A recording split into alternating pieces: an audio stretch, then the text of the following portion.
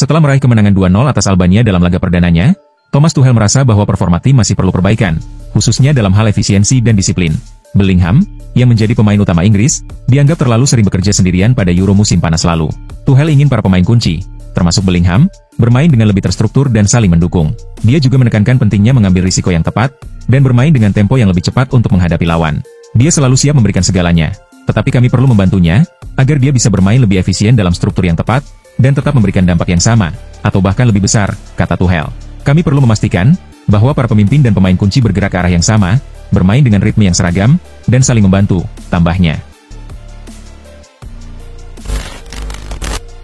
Robert Lewandowski, yang kini berada di penghujung karirnya, menjadi alasan utama bagi Barcelona untuk mencari penyerang baru sebagai pengganti jangka panjang.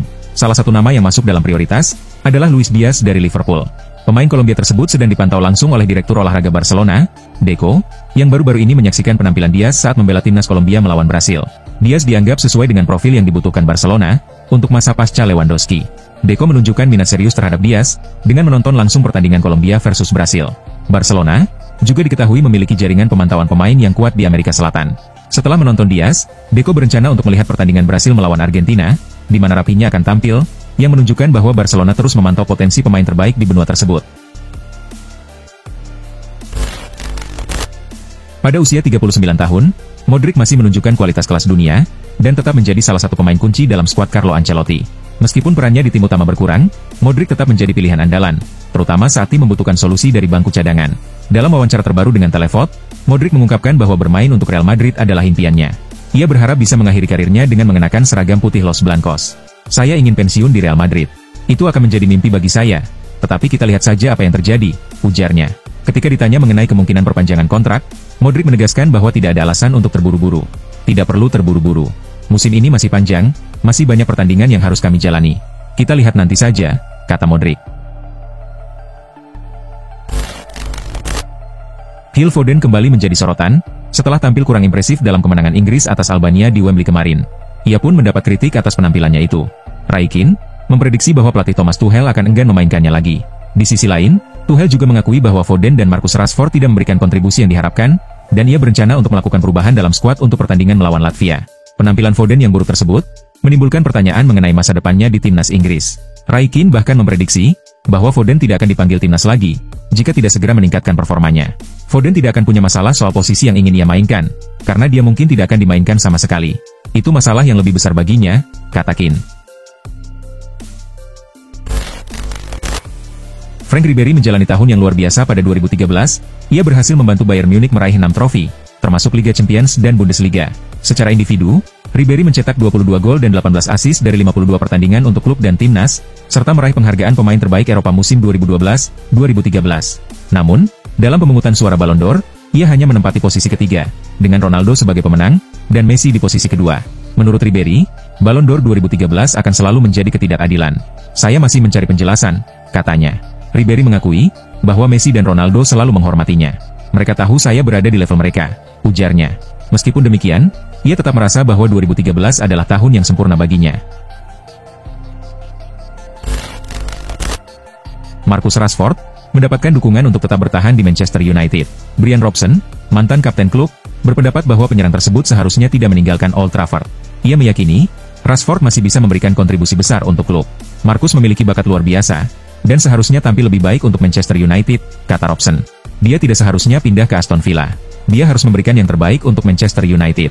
Di sisi lain, beberapa pengamat berpendapat bahwa Rashford lebih menikmati sepak bola di Aston Villa. Namun Robson tidak setuju dengan pandangan tersebut. Mereka mengatakan dia lebih menikmati sepak bola di Villa. Bagi saya, jika Anda bermain untuk Manchester United, Anda harus menikmati permainan, dan bekerja keras untuk meraih kesuksesan. Tidak ada perbedaan antara Villa dan United dalam hal itu. Nama Felix Mecha dari Borussia Dortmund, pertama kali dikaitkan dengan Manchester United pada Kamis lalu. Namun, peluang United untuk merekrutnya tampaknya cukup kecil. Berdasarkan laporan terbaru dari Sky Germany, ketertarikan United terhadap Mecha memang ada. Namun, Dortmund tidak akan melepaskan gelandang berusia 23 tahun itu dengan harga murah. Klub yang menjadi finalis Liga Champions musim lalu tersebut dilaporkan meminta tawaran lebih dari 50 juta euro, mengingat Mecha masih terikat kontrak selama 3 tahun ke depan. Secara kontrak, Dortmund tidak berada dalam tekanan untuk menjualnya. Namun, dengan performa buruk mereka musim ini, di mana Dortmund kini berada di peringkat ke-11 Bundesliga, mereka mungkin akan mempertimbangkan untuk menjual beberapa pemain guna menyeimbangkan keuangan. Terutama karena absennya mereka dari Liga Champions musim depan, yang berpotensi mengurangi pendapatan klub secara signifikan. Napoli sedang bersiap kehilangan Victor Osimhen, yang dikaitkan dengan beberapa klub top Eropa, termasuk Manchester United dan Chelsea. Sebelumnya, Napoli sempat tertarik pada Alejandro Garnacho pada Januari lalu, namun transfer tersebut gagal terwujud, karena kedua klub tidak mencapai kesepakatan soal harga. Kini, fokus Napoli beralih ke Joshua Zirkzee, yang dianggap memiliki pengalaman bermain di Italia, dan cocok dengan skema yang diterapkan oleh Antonio Conte. Laporan dari Vicajes menyebutkan, bahwa Napoli sangat tertarik pada Zirkzee, dan menjadikannya prioritas dalam daftar transfer mereka. Sumber yang sama juga mengklaim, bahwa Zirkzee tertarik untuk kembali ke Italia. Namun hingga saat ini, belum ada pembicaraan konkret antara kedua klub terkait transfer ini. Menurut laporan dari tim Talk, Chelsea kini menjadi kandidat utama untuk merekrut Victor Osimhen, yang akan tersedia dengan harga sekitar 62 juta pound pada musim panas ini. Sebelumnya, Osimhen juga dikaitkan dengan Manchester United, yang berencana menawarkan Højlund dalam skema pertukaran pemain dengan Napoli. Namun, Chelsea lebih diunggulkan karena beberapa alasan. Chelsea memiliki stabilitas finansial yang lebih baik dibandingkan United, dan mampu membayar 62 juta pound secara penuh. Sementara Napoli, tampaknya lebih tertarik untuk menjual pemainnya secara langsung, daripada melakukan pertukaran dengan Højlund. Salah satu faktor yang menghalangi Osimhen bergabung dengan Chelsea musim lalu, adalah absennya mereka dari Liga Champions. Namun, dengan performa yang lebih baik musim ini, Chelsea kini memiliki peluang lebih besar untuk lolos ke kompetisi elit Eropa, dibandingkan Manchester United. Manchester United berpotensi menerima dana tak terduga, setelah laporan menyebutkan bahwa Atletico Madrid telah memutuskan untuk merekrut Alvaro Carreras, mantan pemain Setan Merah, yang memiliki klausul penjualan kembali dalam kontraknya. Man United sendiri, telah memasukkan klausul pembelian kembali saat Carreras dipinjamkan ke Benfica, yang kini telah mengontraknya secara permanen. Meskipun Man United sempat mempertimbangkan untuk mengaktifkan klausul pembelian kembali, akan tetapi mereka memilih untuk merekrut Patrick Dorgu sebagai penggantinya. Namun, Atletico Madrid kini tertarik merekrut Carreras, setelah penampilannya yang impresif di Benfica, dan mereka siap mengalahkan Man United dalam mengaktifkan klausul tersebut. Atletico Madrid telah menjadikan Enzo Fernandez, gelandang Chelsea, sebagai target utama mereka untuk bursa transfer musim panas mendatang. Dengan kualitas teknis, fisik tangguh, dan kepemimpinan di lapangan, Enzo dianggap cocok dengan filosofi Diego Simeone. Meskipun performa Chelsea yang tidak stabil mengganggu penampilannya, transfer ke Atletico bisa memberikan Enzo peluang untuk kembali konsisten. Hubungan baiknya dengan pemain Atletico, seperti Rodrigo De Paul dan Nahuel Molina, serta penghormatan terhadap Simeone, menjadi faktor pendukung.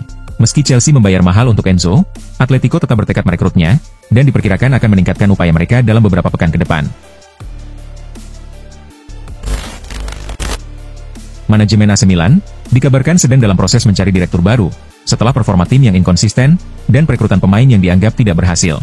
Hal ini mendorong manajemen untuk melakukan evaluasi besar-besaran, termasuk di posisi direktur. Fabio Paratici, kini menjadi kandidat utama untuk mengisi posisi direktur olahraga tersebut. Berdasarkan laporan dari Sport, Paratici dipandang sebagai sosok yang paling cocok dengan visi jangka panjang Milan. Pengalamannya yang sukses di Juventus, di mana ia berperan penting dalam membangun tim yang mendominasi Serie A selama hampir 10 tahun, menjadikannya pilihan ideal untuk membantu Milan kembali bersaing di level tertinggi domestik dan Eropa. Milan pun kini sudah berada di tahap akhir negosiasi dengan Paratici, dan pengumuman resmi diharapkan dalam 2 minggu mendatang. Persaingan di bursa transfer semakin sengit menjelang musim panas, dengan Arsenal dan Tottenham Hotspur dilaporkan tertarik untuk merekrut gelandang Stuttgart, Enzo Milot.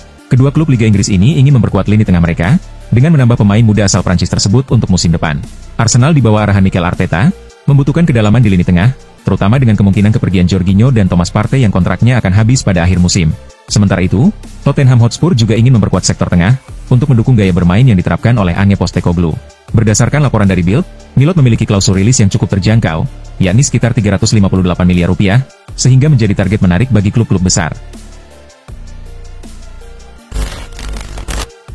Manchester City sedang serius mencari tambahan kekuatan di lini tengah untuk musim depan, dengan Xavi Simons dari RB Leipzig menjadi target utama mereka. Berdasarkan laporan dari Vicajes, The Citizens telah mengajukan tawaran sebesar 110 juta euro kepada klub Bundesliga tersebut untuk merekrut gelandang muda berbakat itu. City melihat Simons sebagai calon pengganti Kevin De Bruyne, yang telah lama menjadi pengatur permainan tim. Simons dianggap memiliki semua kemampuan yang diperlukan untuk mengisi peran tersebut, terutama dalam hal membangun serangan, dan berkolaborasi dengan lini depan. Jika transfer ini terjadi, Simons akan memiliki peluang besar untuk berkembang di salah satu tim terbaik dunia, dan memainkan peran kunci dalam skema permainan Guardiola. Meski demikian, sampai saat ini, RB Leipzig belum memberikan tanggapan resmi terhadap tawaran City. Didatangkan Bayern Munich dari Fulham pada musim panas 2024 dengan biaya sebesar 51 juta euro, Joao Palhinha hanya mampu mencatat 19 penampilan dari semua kompetisi, dengan total waktu bermain selama 792 menit. Ia gagal memberikan satu pun kontribusi gol untuk Bayern. Meski di bawah kepelatihan Vincent Kompany ia dimainkan sebagai gelandang bertahan, yang merupakan posisi favoritnya. Meski begitu, Palhinha menolak untuk hengkang meninggalkan Bayern, dan masih ingin membuktikan kemampuannya di musim mendatang. Saya tidak tertarik dengan rumor tentang kepergian. Saya akan melakukan semua yang saya bisa untuk menunjukkan, mengapa klub menghabiskan uang untuk saya. Saya tidak berpikir untuk pergi. Saya melakukan pekerjaan saya, apa yang terjadi sebaliknya berada di luar kendali saya, ucap Palhinha di laman Bavarian Football. Florian Wirtz dikaitkan dengan Real Madrid dan Manchester City dalam beberapa jendela transfer terakhir, meskipun kontraknya di Bayer Leverkusen masih tersisa lebih dari 2 tahun, hingga 30 Juni 2027. Minat kedua klub besar ini muncul, karena penampilan impresif Wirtz bersama Bayer Leverkusen, di mana ia telah mencetak 56 gol dan memberikan 63 assist, sejak bergabung pada 2020. Meski begitu, Wirtz tidak berniat meninggalkan kompetisi Bundesliga, ia masih ingin ia nikmati pada jendela transfer musim panas 2025. Dengan demikian, Bayern Munich menjadi satu-satunya klub yang berpotensi menjadi tujuan berikutnya, mengingat reputasi besar dan sejarah panjang mereka di Bundesliga. Selain itu, Bayern Munich juga diyakini memiliki kekuatan finansial untuk merealisasikan transfer Florian Wirtz. Liverpool menerima kabar menggembirakan dalam perburuan Ryan Cherki, setelah Lyon dikabarkan siap melepaskan bintang mudanya tersebut pada musim panas ini, asalkan ada tawaran yang sesuai. Ini menjadi kesempatan besar bagi Liverpool untuk mendapatkan talenta muda yang menjanjikan ini. Manajer baru Arne Slot diketahui berencana melakukan perombakan besar di skuad Liverpool. Meskipun saat ini The Reds memimpin dengan 12 poin di puncak klasemen Premier League, dan masih memiliki 9 pertandingan tersisa. Perombakan tersebut diyakini akan melibatkan beberapa pemain, dan Cherki menjadi salah satu nama yang menarik perhatian. Sementara itu, Lyon yang tengah dilanda krisis keuangan, tidak akan menghalangi langkah Cherki untuk meninggalkan klub, jika ada tawaran yang memenuhi kebutuhan finansial mereka. Menurut laporan dari Vicajes, Liverpool dan Manchester United saat ini tengah memantau dengan cermat situasi Ferran Torres di Barcelona. Meskipun pemain berusia 25 tahun tersebut telah mencetak 13 gol dan memberikan 3 assist musim ini, ia kesulitan mendapatkan menit bermain secara reguler di bawah asuhan Hansi Flick. Hal ini menimbulkan spekulasi bahwa Torres mungkin akan mencari peluang baru di klub lain. Sementara itu, Barcelona dikabarkan siap melepas Torres dengan harga sekitar 21 juta pound, yang dianggap cukup terjangkau untuk seorang pemain berpengalaman seperti dia. Selain Liverpool dan Manchester United, Aston Villa juga dilaporkan menunjukkan minat untuk mendatangkan mantan bintang Manchester City ini, yang semakin menambah persaingan untuk mendapatkan jasanya. Jika kepindahan ini terjadi, Ferran Torres berpotensi kembali ke Inggris setelah beberapa tahun bermain di La Liga, memberikan kesempatan baginya untuk kembali tampil di Premier League, tempat ia pertama kali mengukir namanya sebelum bergabung dengan Barcelona. Liverpool kini menghadapi masalah besar menjelang musim panas 2025, karena kontrak Virgil van Dijk akan segera berakhir. Hal ini membuat Liverpool harus mulai mempersiapkan diri untuk berbagai kemungkinan, termasuk kemungkinan kepergian Van Dijk. Pernyataan Van Dijk setelah kekalahan di final Carabao Cup, ia menyebutkan akan ada kabar mengenai masa depannya sebelum musim berakhir, justru menambah teka-teki. Semakin mendekati akhir musim ini, semakin banyak keraguan mengenai masa depannya di Liverpool. Sebagai langkah antisipasi, Liverpool dikabarkan tengah membidik Alessandro Bastoni sebagai calon pengganti Van Dijk. Laporan dari Vicajes menyebutkan bahwa Liverpool siap mengeluarkan dana sebesar 62 juta pound untuk merekrut pemain asal Italia tersebut, yang menunjukkan keseriusan klub dalam mencari pengganti yang tepat. Timnas Jerman gagal meraih kemenangan pada leg kedua perempat final UEFA Nations League. Melawan timnas Italia, Der Panzer hanya bermain imbang 3-3. Jerman sempat memimpin berkat gol penalti Joshua Kimmich, serta gol dari Jamal Musiala, dan tim Cleandians di babak pertama. Namun, Italia berhasil memperkecil selisih skor melalui 2 gol Maiskin di babak kedua, dan penalti Giacomo Raspadori di akhir pertandingan. Dengan agregat akhir 5-4, timnas Jerman memastikan tempat mereka di semifinal UEFA Nations League. Timnas Portugal berhasil mengalahkan timnas Denmark 5-2, di leg kedua perempat final UEFA Nations League 2025. Di laga ini, Portugal menguasai bola sepanjang pertandingan, meski kesulitan menembus pertahanan Denmark. Gol-gol Portugal tercipta melalui own goal Joachim Andersen, Cristiano Ronaldo, Bryce Francisco Trincao, dan Gonzalo Ramos. Sementara itu, gol-gol Denmark dicetak oleh Rasmus Christensen dan Christian Eriksen. Kemenangan ini memastikan Portugal unggul agregat 5-3 atas Denmark, dan lolos ke semifinal UEFA Nations League 2025. Timnas Spanyol berhasil mengalahkan timnas Belanda dalam laga leg kedua perempat final UEFA Nations League di Mestalla Valencia. Pertandingan berlangsung sengit dan ketat, dengan kedua tim saling menyerang dan mencetak banyak gol, yang berakhir imbang dan dilanjutkan dengan adu penalti. Gol-gol Spanyol dicetak oleh Lamine Yamal, dan 2 gol dari Mikel Oyarzabal. Sementara gol Belanda berasal dari Memphis Depay, Ian Madsen, dan Xavi Simons. Skor akhir pertandingan 5-5, dan Spanyol akhirnya menang 5-4 dalam adu penalti, memastikan tempat mereka di semifinal.